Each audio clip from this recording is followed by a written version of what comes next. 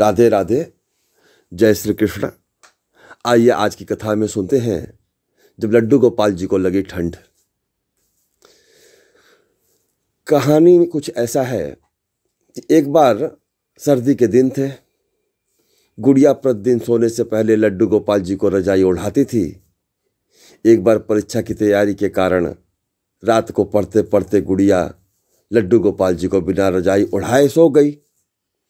गुड़िया को सोए हुए अभी थोड़ी देर ही हुई होगी, उसे बहुत जोर की ठंड लगने लगी और उसने दो दो रजाई ओढ़ ली, पर फिर भी उसकी ठंड नहीं गई।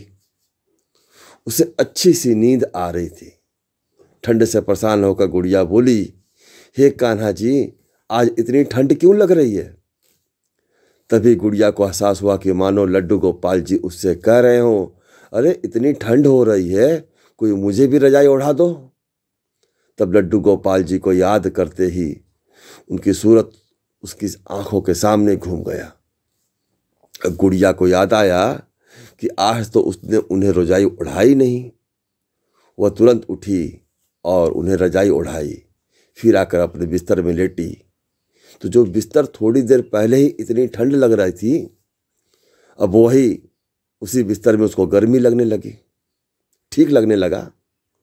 तब गुड़िया ने लड्डू गोपाल जी की मूरत के आगे हाथ जोड़ी और क्षमा मांगी कि मुझे क्षमा कर दो, मैं आज आपको रजाई ओढ़ाना भूल गई थी। साथ ही उसने लड्डू गोपाल जी का धन्यवाद किया कि उन्होंने उसे ठंड का एहसास कराकर याद दिलाया कि आज मैं रजाई ओढ़ना भूल गया हूँ।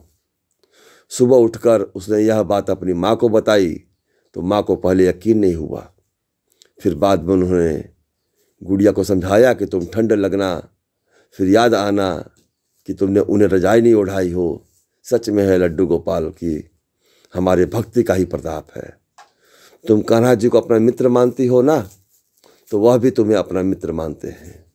उनकी मित्रता पर कभी आँच ना आने देना और न ही उनका कभी दामन छोड़ना।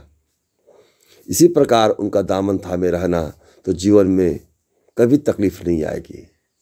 यदि कभी तकलीफ आई भी तो तुम्हें हर पल उनके साथ पाओगी। माँ के मुंह से यह बात सुनकर गुड़िया लड्डू गोपाल जी की मूरत के सामने गई और उनकी ओर देखने लगी, मानो कह रही हो कि यदि मैं कुछ भी भूल जाऊं तो इसी प्रकार मुझे याद दिलाते रहना, आप ही मेरे सच्चे मित्र हो। प्रेम से बोलिए राधे राधे। जय श्री कृष्णा। प्रेम से बोलिए वृंदावन बाके बिहारी लाल की जय।